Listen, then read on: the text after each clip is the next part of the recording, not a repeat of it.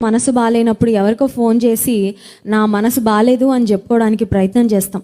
కొంతమందికి మనసు బాగాలేనప్పుడు అది వాట్సాప్ స్టేటస్ రూపంలో బయటకు వచ్చేస్తూ ఉంటుంది. ఈ రోజుల్లో చాలా ఎక్కువగా వాట్సాప్ స్టేటస్ ద్వారా, ఆ తర్వాత వాట్సాప్లో డీపీ ద్వారా, ఆ తర్వాత ఫేస్బుక్లో వాళ్ళు పెట్టే నోట్లు, లేకపోతే ఫేస్బుక్లో వాళ్ళు పెట్టే ఫోటోల ద్వారా మనుషుల మీద వారికి ఉన్న అక్కసు, బాధ, కష్టం ఏదైనా సరే ఆ రకంగా కొంచెం అలా బయట పెట్టేసి కొంచెం రిలాక్స్ అవుదాము అని అనుకుంటుంటారు.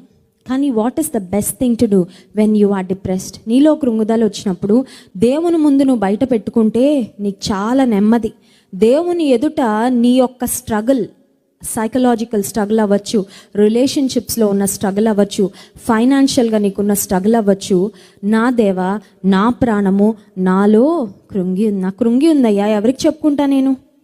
యేసుక్రీస్తు ప్రభు అన్నారు, మీరు నా స్నేహితులు